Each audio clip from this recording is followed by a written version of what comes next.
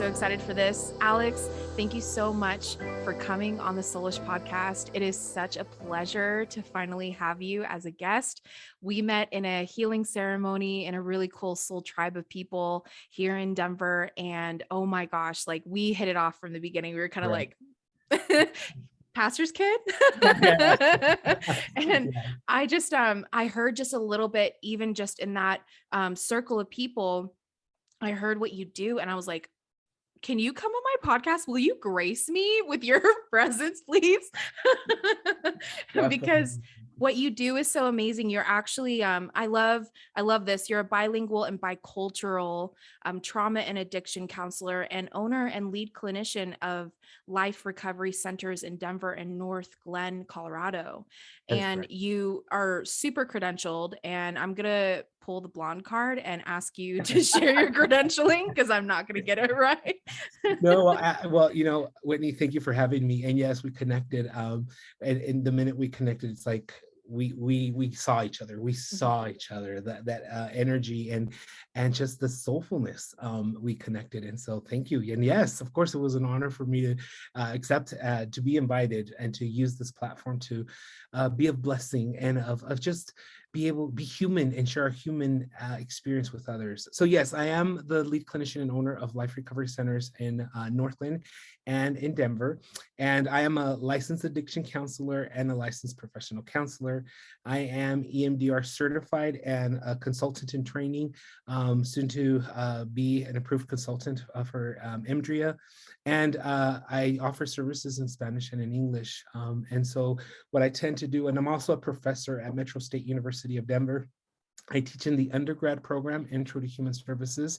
Human Services Department, and in the graduate program, I teach trauma-informed care. And so my world revolves around teaching, training, and preparing counselors and educators coming into the field to tend to trauma, tend to addiction from a trauma lens, trauma-informed lens.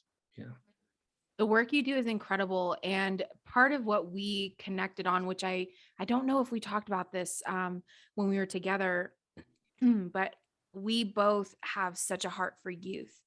And we both also, just from our pastoral kid, and even just Christian background, have such a heart for people and helping people be set free. And something that I really connected with on your journey, and just kind of getting to know like where all of your journey and where you've been and all the twists and turns that led you to do the work that you do today, which is really, really awesome. And for anyone listening, you should just go ahead and just Google Alex Castro Croy and like find all of his interviews and listen to them because they're all amazing.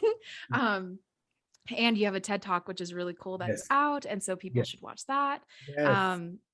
So cool. I love that from specifically for you, from your trauma of being a gay man, and then also in the Hispanic culture, which it's like the idea of what masculine is, male should be.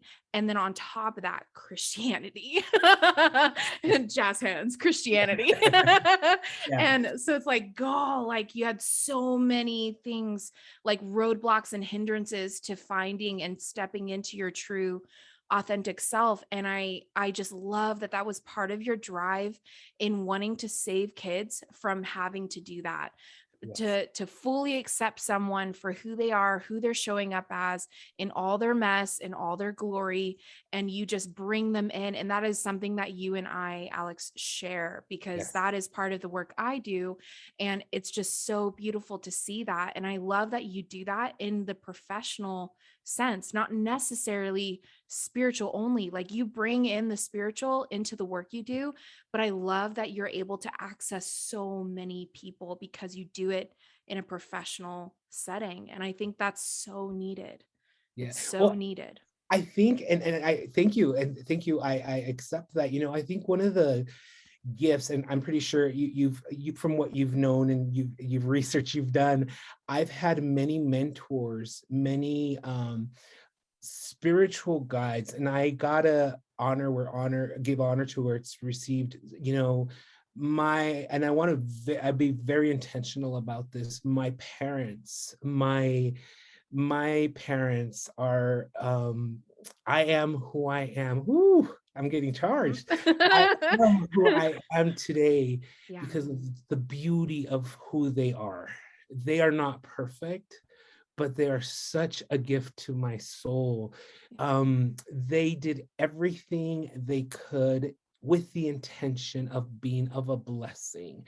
Yeah. They're not perfect. They made mistakes, but I think my grandparents, when I think about my grandma Graciela, my grandma Eugenia, these women played, I mean, I have, in the midst of masculine ego dominated culture of dogma, religion, of Hispanic Mexican culture, there's this patriarch that rises above, but they always reminded me of the feminine, the matriarch, the love, the creativity. And they created this balance for me that I embrace. And because of that, honoring soul, honoring who we are, regardless of the masses, that really um, inspired me and pushed me to challenge the norm that was presented as a teenager. This is not, I remember having conversations. I would spend the weekend with my grandmother in Garden Grove, California, and she had always gardens. She had her rose gardens outside, and in the mornings when we would cut, she had an avocado tree, and she had roses all around, and she would always prune roses. And the memory I have with her, probably I was like 10, 11, and she would say, remember the roses, that it takes time for them to grow. It takes time for them. And I always ask her, roses are so beautiful, but God, they're so horrible because there's always thorns. And she goes, and that's such is life. And you always have to see the beauty of life. It comes with thorns. And grandma, there's a whole bunch of spiders.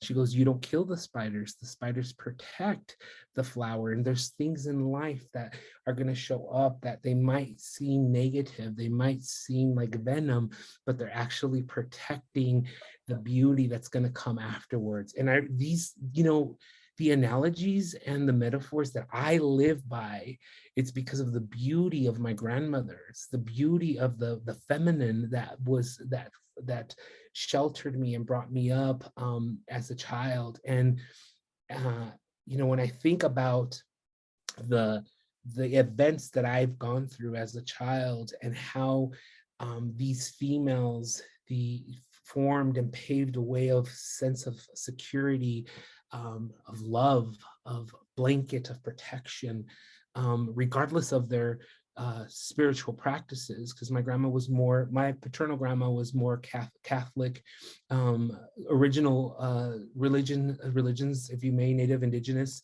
whereas my maternal grandma was very evangelical Christian. They both had that validating that human spirit. Regardless of the dogma, we're going to validate the human essence, the human spirit.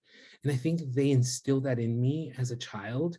So when I see kids, when I see adolescents, it reminds me of the lens that I must use, validating that human essence, that human spirit, their core, than which my grandmothers always saw me. Does that make sense? Oh, you're preaching, you're giving us like I feel like I just got like honey poured on me and then Well, washed down with a little fizzy drink or something. That was crazy. well, I want to really, this is the energy, this is why I love interacting with seasoned individuals. They bring a richness to the conversation, a soulful conversation that change our perspective of ego. It just goes into like, this is what it's about. When you're looking at life and you go back, when I think about my grandmother and her I have cactus in my home, cacti, sahuaros in my home because of my maternal grandmother. She always talked about make sure you always and my maternal grandmother and my paternal and maternal grandmother always had cacti in the house. Why? Because from indigenous ways of bringing, takes out all the negative energy. They have some healing properties. Hey, go get me a cactus. Yeah, and so I have cactus in my home because of my maternal grandmother. She would always say, remember cactus. Life is like cactus. They grow in the most, heatful, high temperature, stressful situation, but they survive because they take advantage of the little rain and they absorb it and they store it. So remember to keep cactus in your home, because when you're going through the toughest times in your life, remember the cactus. This will pass. You will survive. You have it within you.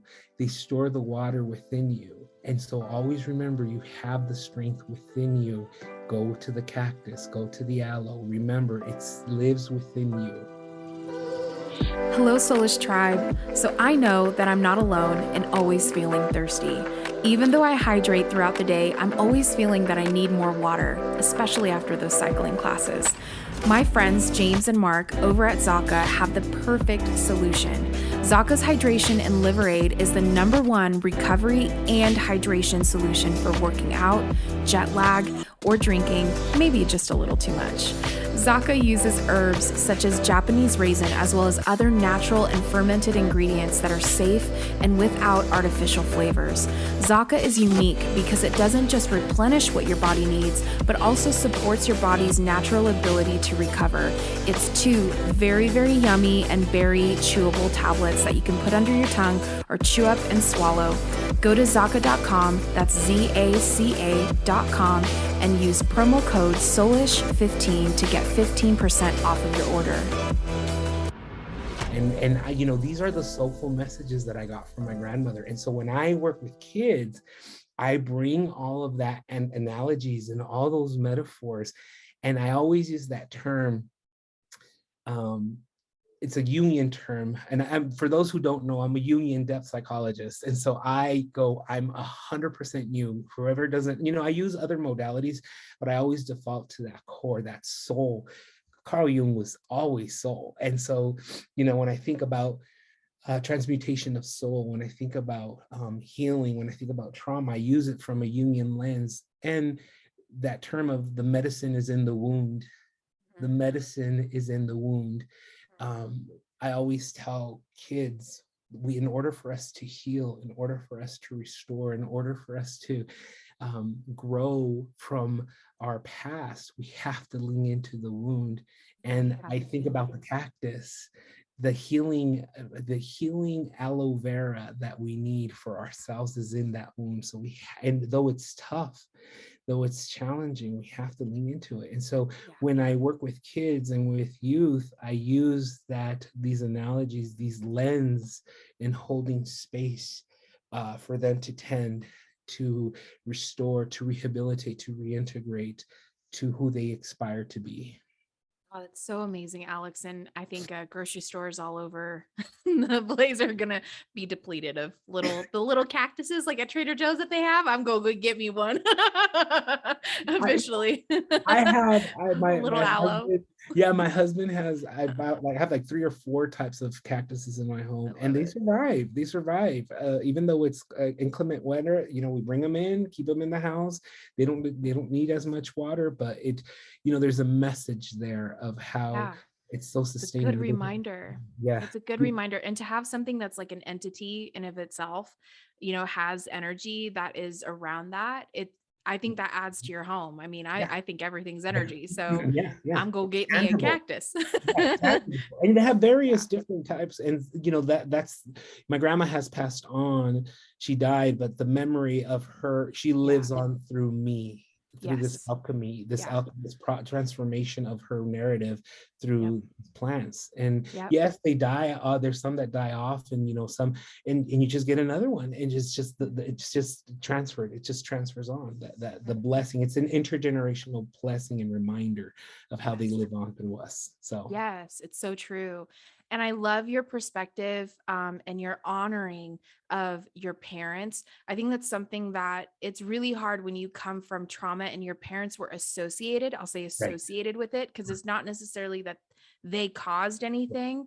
Yeah. I've even had conversations with my mom, whether about her or my father, and just told her, like, Mom, I'm not blaming you. Like, this isn't your fault. I'm just letting you know, like, this memory came up and this was nuts. Like, I Yeah. totally forgot about that. And when I was doing healing work, this came up and I remembered, like my dad got in a car accident. And I think it was like a year after I heard him yelling, he was in pain because he ruptured discs and stuff like that. It Mhm. was crazy, crazy. But he was in a lot of pain, and I ran after my mom, who was running into the bedroom to go help him, and she pushed me out. And I must have been like 4 or 5, and she pushed me out, closed the door, and locked it.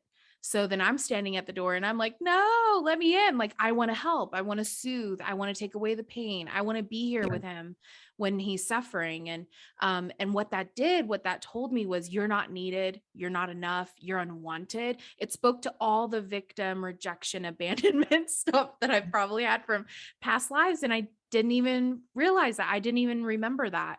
And so it's stuff like that where it's like, she was trying to protect me. She was probably trying to keep me from being traumatized with whatever was happening with him, right? She wasn't thinking I'm going to reinforce rejection and the victim mentality, but like, that's what happens throughout life. So I think what's really cool, what I heard you say as you're saying it, is that you're coming from a healed perspective.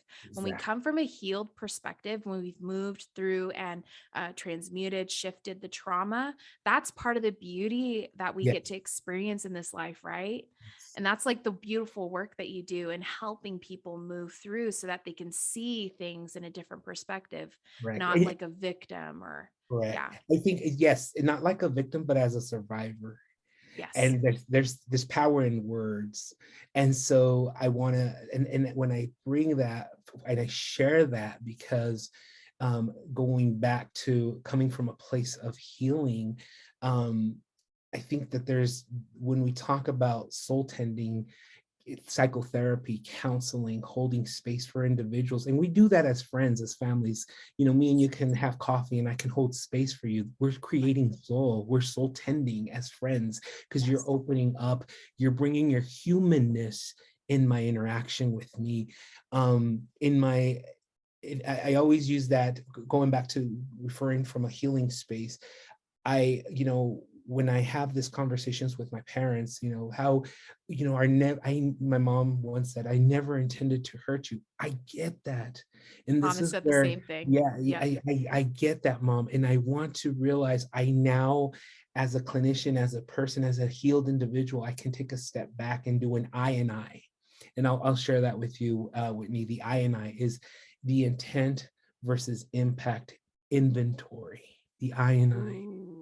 Like, I can, now the grown Alex can look back and see the intention was good. It was always good. It was never ill-intended. However, the impact was not positive. Does that make sense? I can do an I and I check-in. I can go back and say, you know what? Their intentions were not ill-intended. It was good intentions. However, the impact was totally counterproductive. And they did not know that. They did not know how to deal with that. So that gives me a sense of grace, a sense of empathy. Yes, it still hurt. Yeah, it still hurt. However, I'm not going to hold that against you. And so when I have those conversations of, we've made mistakes, we all do. I've made mistakes. But the thing is owning it, and you owned it. And now we can move past that and come from a place of healing. It's still my story. It's still my experience. And by sharing the human experience, other people who have not healed can receive healing, can feel empowered to heal, can choose to heal based on my overcoming, my ability to rise above. Oh, you've been through that? Oh, I can do it too. That makes sense? Yes. I was going to ask you, I'm sure this is maybe related, maybe unrelated to our personal stories, but for those that you work with that come in and the intention clearly wasn't like good, that they actually experienced something that was really painful and traumatic, it impacted their life in a huge negative way. And they can look back and they just go, like for, I'll just say it. And I have this total sensitivity around anyone who's experienced this, but like sexual abuse, Mhm. even physical abuse or anything like that, that it's like the intention here, I can't quite qualify that as a good intention or not ill intended. I can't do that with what Right, happened to me, right, right? How do you work through that? Because right. that's like a kind of different animal. Right. Totally. Yeah. I mean, I'm Totally glad you're different. bringing it up. So when Yeah. someone comes in and is like, you know what, I have this wound. Well, first of all, I use the Greek definition of trauma Yes. to work with trauma. So the Greek definition of trauma is wound. And so when we look at, so that's how I approach it. It's like, so you've been wounded. Yes. So then that takes away the stigma of diagnosis of something's wrong with me. No, let's look Yes. at this. It humanizes the trauma. Like, okay, so how have you been wounded? Let's look, and I use perms: physical, emotional, relational, mental, and spiritual. Where have you been wounded within your domains? Let's explore that.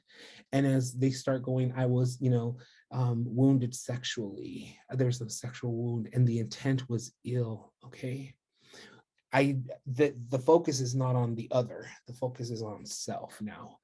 How has it impacted with me within my 5 domains? And then understand, how can I heal, or how have I not healed because of not being able to tend to it? Does that make sense? So it's Yes. not, my intention is not connecting with the perpetrator.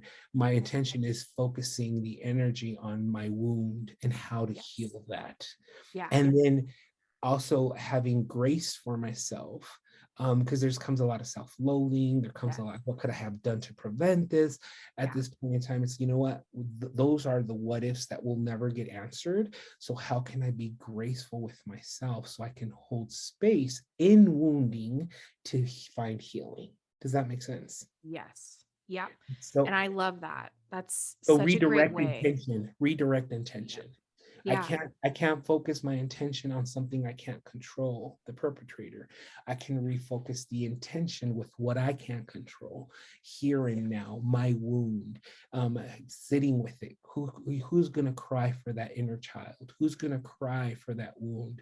Who's gonna tend to it as we sit here? So we direct the intention onto the person and their wounding, and how we're gonna sit with it in this space. I know, like, I tend to rationalize and make it okay. Like I know other people probably end up doing that because you want to close the what ifs. Like you want to close those and make those like I got answers for them, Right, right, and your energy can go there. And then that's also what can keep you right from right. being able to address is because Right. you're doing Diverting, this. you divert your energy on I again, I use analogies. And so when I say when I don't tend to the medicine, when I don't tend to myself, I divert my energy, I divert. And so then I'm going to have a lot of displaced anger, a lot of displaced frustration. When I get triggered, I'm going to have knee-jerk reactions because of my inability to tend to myself. Whereas when I am able to tend to myself, sit with it, work on it, I won't have reactions, but I'll have responses, meaning I will be, oh, there it is. It's just a trigger. I'm okay. I'm safe. I can handle this. So there's a sense of empowerment there. Yes, I was going to mention that. I was like, it's such an empowering way to go about working on yourself, healing yourself, addressing that is, again, victim versus survivor kind of mentality. It's empowering to realize, like, no, I actually have all the ability within me to heal. I think Yes, that's something too, because we're always going outside. And I love that part about the work that you do is it's so empowering, letting yes. people know that like you have what you need already within you to get through this, very much like a cactus. Yes, it's a matter of you. It's a matter of you. See, I use redefining. There's when I work with trauma, there's a whole session that I work with clients on redefining. What does it mean to rehabilitate? What does it mean to reintegrate? What does it mean to remember? What does that mean? Remember means that there was a disconnect. It's not a severance, it's just a disconnect. I just need to reconnect with that part of myself. I need to remember, make it part of me again. Remember, the word broken apart is, it's a member of me. It's just, I need to reconnect, remember it, meaning that I have that joy. I have that ability to stand up. I have that resilience. It's a matter of me remembering, reconnecting, rehabilitating, restoring, redefining these parts within myself. It hasn't been cut off. It's just a matter of reconnecting with it, aligning mentally, emotionally, physically, and creating that space for me to maybe it's a renaissance, rebirth that I'm based on what I lived through, and redefining myself as a survivor, not as a victim. What does that look like? And what does that consist of? Again, creating soul within soul tending. Gosh. And you just personally have such an incredible journey. And I know from my experience what it would have been like if you and I were at the same church. I know that exactly what you have shared in previous podcasts and things of, seeing even others come out as gay, or not straight, whatever it was that they were coming out as, and the response from this community that is meant to be a loving, connecting, enveloping, nurturing, healing, safe Yeah. place. I wanted to say space and place at the same time. Splace. I'll just merge those words now. But it's like, wow. And then to see that happen, to know what was coming for you and to still have the bravery to do it, I think is amazing. And I just can't even imagine. I feel like everything I experienced was probably like times 1,000 for you, of the pressure of performing, of doing, of being something that you feel totally not in alignment with. And do you mind sharing just a little bit of your journey in regards to this, of how you reconnected? Yeah, Because you worked definitely. through that personally, because that Yeah, story is just incredible. it's very interesting because I appreciate, I appreciate you bringing that part, because I think that's an essential part of this process of healing. Yeah. So I had to reconnect with the general overseer, the bishop, for my healing to start. So when I left the church organization, there was rumors that Alex is gay, Alex is gay, Alex is gay. There was rumors. They wanted me to get married because there was already rumors, and I would never have done that to my great friend. She was a great friend, and she knew I was gay, and I would have never married her. I was doing that would be traumatizing for her, yet alone myself. But it was just, and so I was getting pressured to get married, and I decided not to do it. And so I left the organization, turned in my church, and I left, and I came to Denver. However, from 2002 to 2015, I had a lot of, I was doing my own work, and I started realizing I had a lot of, as a professional and as a human being, I had a lot of anger, resentment, a lot of charged reactions, a lot of unresolved.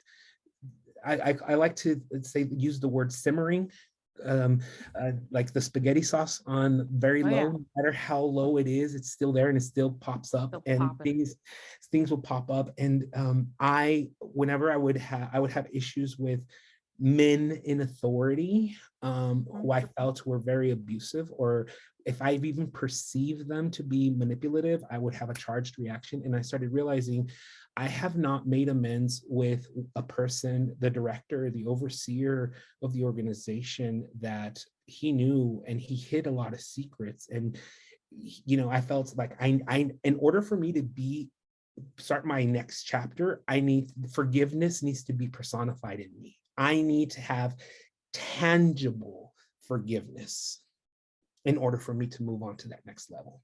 So in 2015, I reached out. I found out that my boss, who was in charge when I was at seminary, he was part of the board of directors there. And when I was in Southern California, he was my general overseer. I looked him up and I saw him and I found out he was in San Antonio. And I said, you know what? I spoke to my partner at that time. I said, I need to heal this part of myself. I need forgiveness. I need forgiveness. Because even though this person is out there doing their own thing, I need to speak my truth. I need to almost like make amends. And again, this is my personal experience on how I needed to confront my reality, my truth, and own who I was without fearing, without belittling, without fear of rejection and retaliation. So I flew to San Antonio and I took one of my good friends, close friends, as a matter of one of my soul tribe individuals, and I met with the director and his wife, and I said, hey, listen, I want to meet with you because I want to know, I need to forgive you. I need to forgive you, and I need to ask for forgiveness for hating you for so many years, because in all reality, it was not, my hating you was displacement. Wow. My hating you was me hating myself for not being true to me. I'm gay. And he's like, I know. Mm-hmm. And the organization has hurt many of my family, many of my peers, my colleagues. And he said, we do not know how to manage, minister, reach out, deal with this community. We're learning and we've made a lot of mistakes. When hearing this man verbalize, take ownership of the mistakes they've made, I was like, okay. And I said, yes, you do not know, you have no idea the level of trauma you representing the organization has caused to my community. And I'm an advocate now, I'm a counselor now for my community. And I said, aside from asking for forgiveness, I also want to say thank you. Thank you. Because the leader, the teacher, this organization played a role, whether it be good or bad, played a role on who I am today. Does that make sense? And for that, I'm grateful.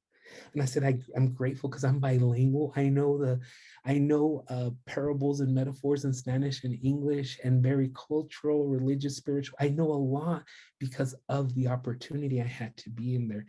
It wasn't all flowers and bees, but it was a lived experience that now I can move forward and I can move past this. And when I met with him and his wife, that forgiveness was from both sides of the table.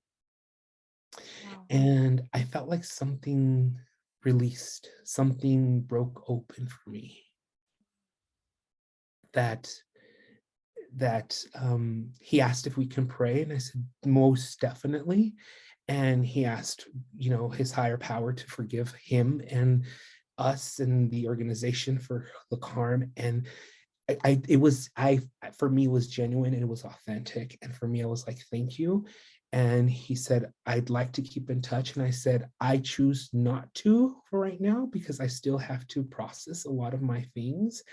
But he said, please reach out. But the opportunity was there. And I share this with me because that process of the forgiveness of self, you cannot give what you do not have. If you need $10 with me and all I have is $5, my $5 is not going to be enough for you. Right. You cannot give what you do not have. Mm-hmm. And from 2002 to 2015, I had to forgive me. I had to do my work. I had to go through my transmutation, my whole process of healing my 5 domains: physical, emotional, relational, spiritual, mental, to be able to forgive myself and go out to those individuals and say, you know what, I did you wrong and I need you to forgive me. And then because of that, I already had what I needed. I already had forgiven myself, but the fact that they asked for forgiveness was the validation even more of the work that I have done. Does that make Yep. sense? Yeah.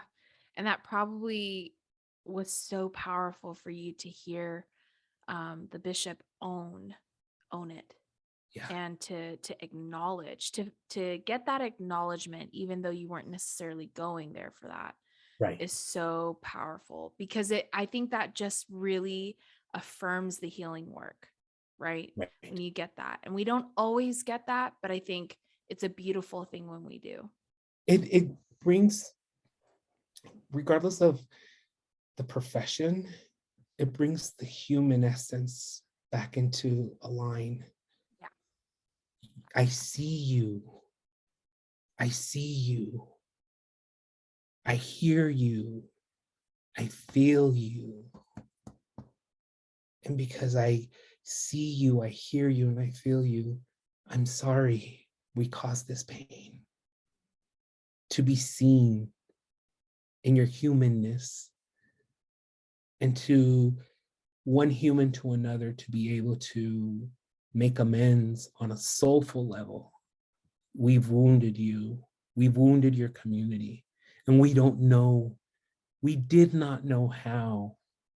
We still are learning. Whew, that's refreshing. Okay. And we're taking responsibility. Yes, but you realize there's other people behind me that have been wounded. Yes, and we can't reach out to them. And he did verbalize, I think our higher power, because you're doing the work you're doing, because you can go and tend to them. And you know what, Whitney? I've connected with those individuals, and I'm still connected to them that have been wounded, and hold space for them as friends, Mm-hmm. It's so needed. It's Yeah. so needed. There's a lot there with the, LGBTQI community. There's so much hurt there in relationship with the church, and any church. I think I say the church because any organized religion, Right. it's been really difficult. Right. And so it's amazing that you do that work as well. It's like, gosh, your life, Alex, is like, woo. You just like, oh my gosh, you do so much. And it's just so incredible. And I was giggling when I was listening to one of your podcasts. And you mentioned that you're a perfectionist. And I was like, Oh, yes. oh, I was like, me too.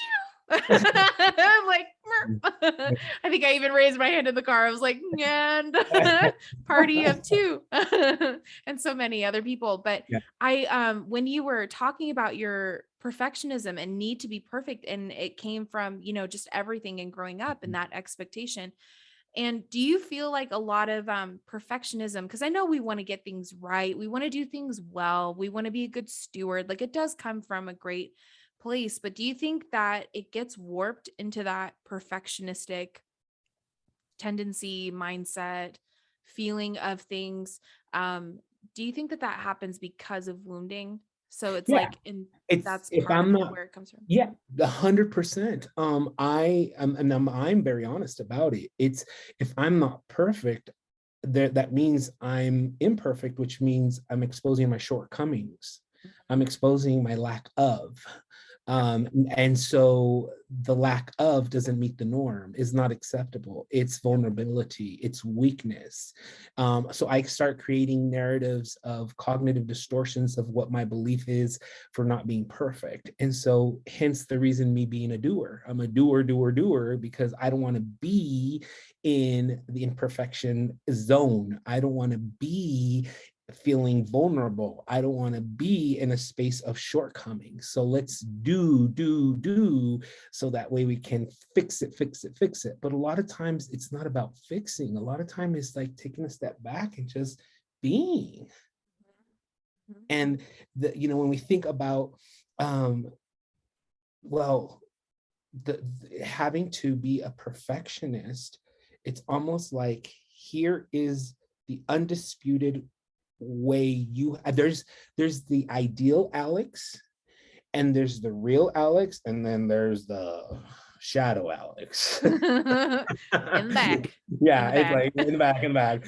And so when you start thinking about, okay, so there's the ideal Alex, and then there's the real Alex, or the one I allow you to see, and then there's the shadow Alex.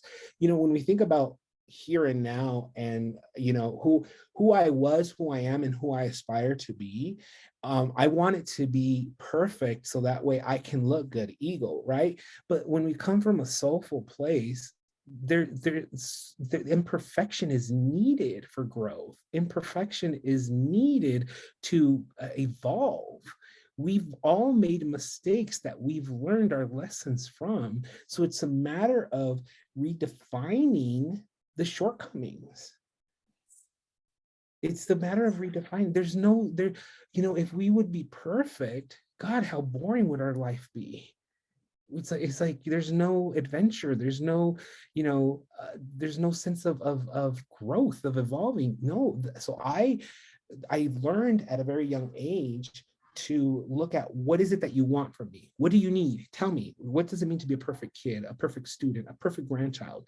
Tell me, what does it mean to be a perfect student, a perfect seminary kid? I'll do it. And in the process of doing it, I lose myself.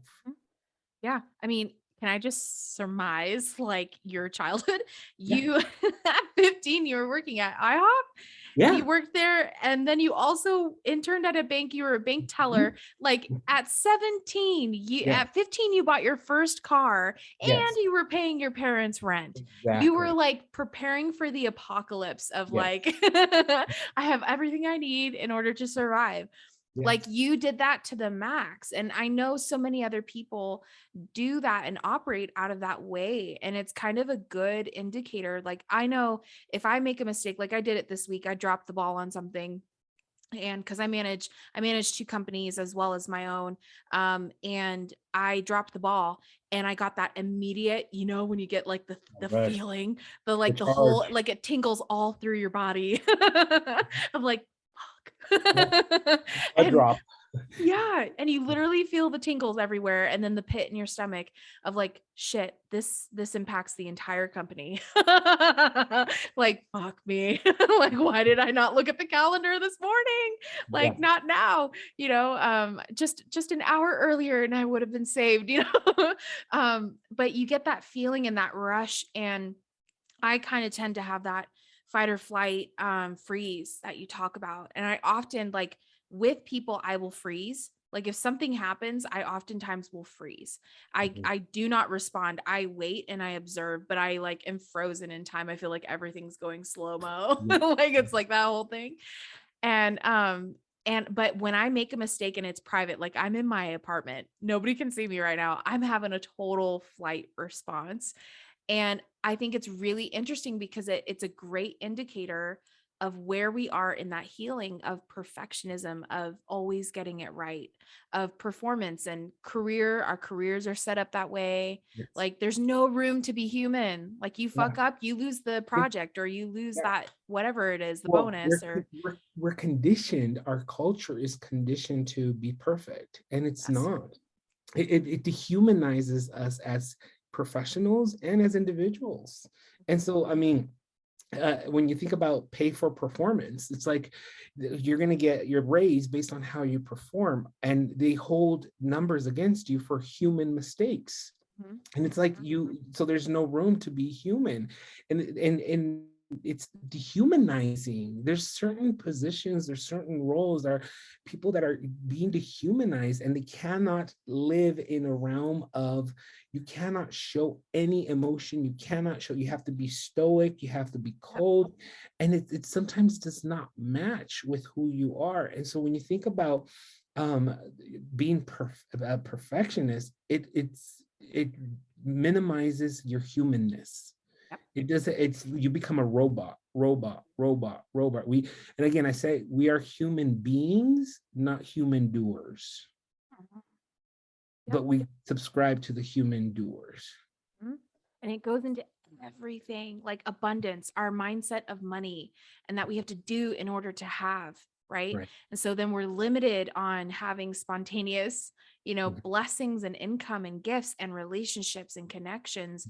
And it's all based off of who you show up as. So who are you? I have what you have to be. And I have a good friend, and sorry to interrupt, I have a good friend that she calls it, we live in a space of noble poverty or scarcity, where it's like, and that's very much in religion too. Yeah. And so we pious.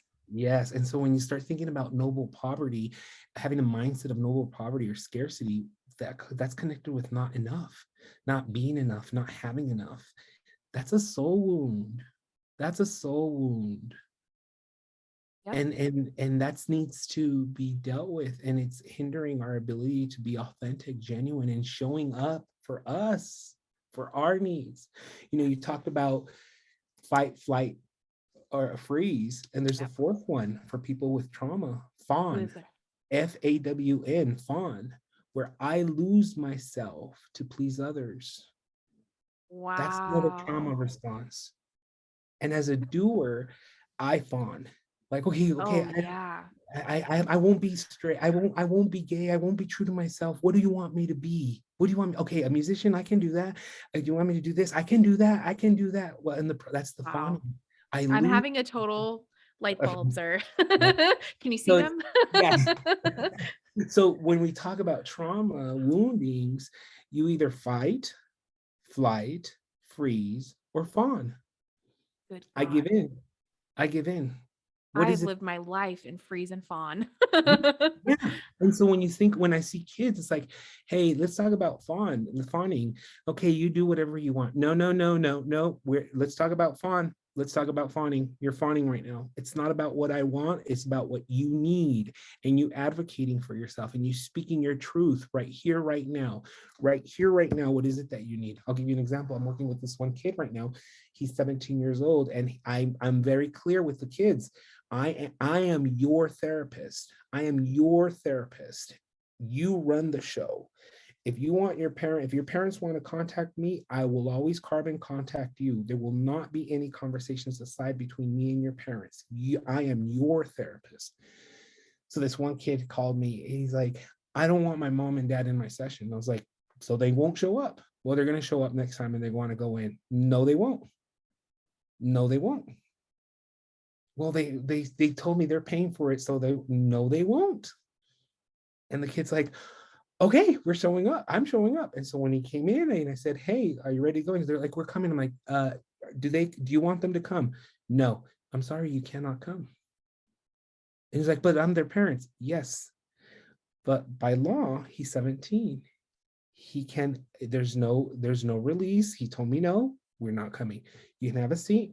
And if we want to summarize afterwards, and he went inside, and as we went inside, he said, oh my God, I'm like, what's going on? He started getting emotional. He's like, wow, this is powerful. I'm like, what's powerful? He was like, I said no to them, and they listened, and they heard, and they're not here. And I was like, yeah, let it soak in. He was like, wow, this feels good. I'm like, yeah. You're in charge of your therapy. You get, he's like, I don't have to give in. No, you don't. And he's somatically having a reaction like, ooh, this is nerve-wracking. This is hitting all levels. Yeah, like this is awesome. And I'm like, soak it in. He goes, you are my therapist. You are my therapist. And I was like, yes. Like it's getting in, like and he started crying. He goes, you are my therapist. And I'm like, you're right. I am your therapist. Yeah. And I can set a boundary. Yes, you like it's like it's clicking, it's connecting. Like, yes, I can set a boundary. You're my therapist, and you don't need to talk to them. You don't need to talk to them. This is my safe space.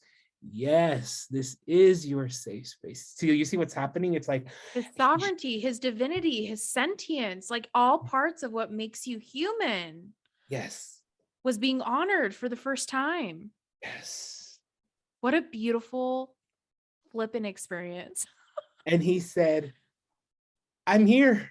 I'm like, you have arrived. We are here. He goes, I'm here. I'm here. I'm like, yeah, you're here. And I just started doing this gesture, like, you're here. You're here. And he was like, ooh, taking deep breaths, like, wow, I'm here. Yeah, you're here. Sit with it. Let it soak in. You're here. It's almost this alignment, this congruence of what I always thought, what I always felt, what I always in my body, in my spirit, in my soul. It's aligning. I'm here. I can advocate. I can show up. Yes, you can. And you can set boundaries. That's empowering. Yeah, that's literally the epitome of empowerment. Yeah. Wow. And like for those who can't sit with you, that really want to sit with you, and as I told you, I was like, do you have a spot for another friend? Because I would like to be your friend. Who wouldn't want to be your friend, Alex? Who wouldn't want to sit down with you? You're just an incredible human being. I know that for everyone that's listening is realizing, whoa, you know, what are mine, you know, freeze, flight, fawn, fight, which one am I? How do I show up? How do I feel empowered? How do I come into myself and honor myself and set healthy boundaries around the people in my life, even within myself? Of, you know, I'm not going to give in to whatever it is that is unsupportive or is negative or actually causes or reinforces shame or pain or, you know, all of that. And we're realizing how we want to show up and how we're showing up, and kind of realigning with that, kind of like your client. How are some ways, as we kind of wrap up this conversation, how are some ways that people can, I guess, like recognize, acknowledge, and help them to realign with that empowerment, to reconnect, to heal? Do you have any kind Yeah. of steps for anybody? Yeah, that inventory with self. And Yeah. part of my TED talk, I talked a little bit about checking in with yourself, and I used the 5 domains: PERMs, as in perm, your hair, P, Yes. physical, E, emotional, R, relational, and relational is it's with yourself first, and then with others, and then mental, and then spiritual. So check in with yourself, and especially if you're talking about a trauma response. You know, when when I talk about physical, do I avoid it? Flight? Do I freeze? Like, we're talking about my body. Do you see what I'm saying? It's do I avoid it? Do I freeze? Or do I fawn? Well, what do you think? How do you want me to see? You know, when you think about the 4, and people can Google the 4 trauma responses: fight, flight, freeze, or fawn, and you'll see the definitions of fawn. And how am I showing up within those 5 domains?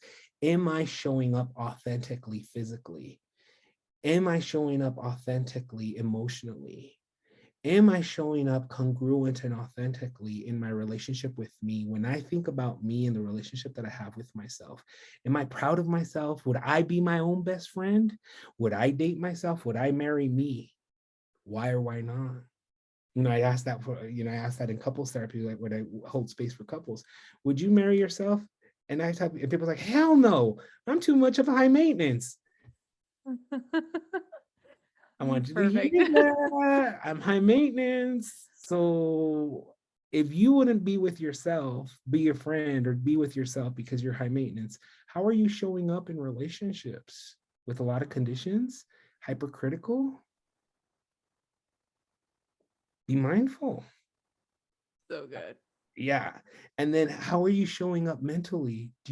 Okay, whatever Whitney wants, whatever she says, I'm just gonna follow through. Okay, I hope, oh gosh, what if she asks something, I'm like, I don't know. How are you freezing? Are you fighting? Are you constantly fighting? You know, am I showing up in my thoughts authentically with what I think, what I believe, what I value? Can I say, you know what? I'm going to have to agree to disagree with you because that's not the way I see things. And there's space for that in friendships. Like, you know what? I don't agree with that. And that's okay. We can agree to disagree, but I can value myself mentally in showing up authentically instead of like, no, okay, all right. Yeah. That's not being authentic. And spiritually, that's the key one right there. Your meaning and purpose. When you talk about your meaning and purpose, are you constantly fighting it? I remember when I was a probation officer, I was there for 10 years. I was in criminal justice for 10 years, 10, 11 years. And I remember I was in there and I was like being called to go into counseling, being called. And I was like, no, because it doesn't pay well. No, because I don't have a pension. No, because ego. It's all about, a sense of security, again, scarcity, not enough. That was dominating a lot of my purpose, a lot of my meaning, a lot of my spirituality, until finally one of my good friends, Laura, she asked me, Laura and Stofak, she asked me, she's like, what are you, she was like, she's part of my soul tribe. Can I ask you something? She's like, I was like, yeah. Why the hell are you still here? Why are you still here? You've been here, you've been lingering, that's the word she used. You've been lingering in criminal justice for 3 years. Why? What an awesome friend. Yeah, I was like, because I get paid. And she goes like, not a good reason. She looked at me, she goes, well, you can't give what you don't have. She used my words against me. You can't give what you don't have. So I guess you don't trust yourself. So how are you going to trust the world and the universe? Right? Ooh. And I'm sitting there like, she was like, why don't you, do you not believe in yourself? And I was like, no, I do. Don't tell me, show me, prove it to you. And I remember I looked at her and I was like, Laura, if everything goes wrong, I'm going to come back to you. And she goes, no, but if everything goes right, what are you going to do? And I was like, you're right. She goes, read, and I love her for this. You have a good definition for failure, but you don't have a clear definition for success. I was like, ooh, that hit home. She was like, yeah. I hit home probably for so many. Like even me right now, I'm like, damn, I gotta go write. I gotta go journal after this and visualize let's redefine what success means, and even redefining it. Like maybe we have a definition, but it's not the authentic definition. It's what we've been conditioned, programmed, our experience, what we've witnessed other people's success, I remember my grandma Graciela, one of the things Gracie, she said, even when you're getting older, because I told her, what's one of the things you can, gosh, this was like 5 years before she died. I said, Grandma, what's something recommendation you can give me? She goes, you're never going to get there. You're never going to get there. I'm like, what do you mean, Grandma? You're never going to get there. Meaning you never will achieve full satiation. You're never going to be satisfied because you think you're okay, by 30, I'm going to make it. By 45, I'm going to make it. But once you get to 45, you're like, oh, you're going to create other things that you still need to do. And you're going to create other things. But as she said, Alex, at my age, I can look back and I can smile.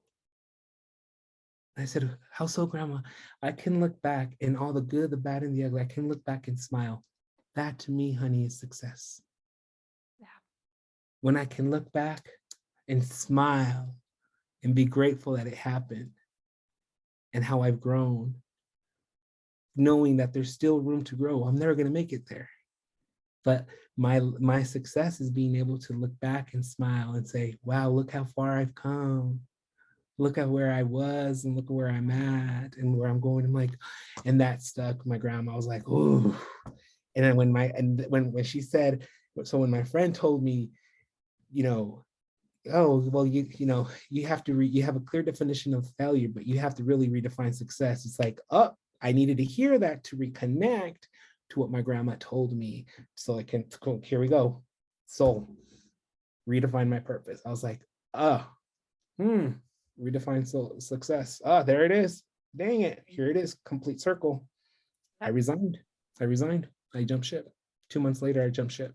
2 months later, I jumped ship. Yeah, everyone thinks it's like that day. No, No, 2 it's months a later. process. It's a It's journey. It's a process.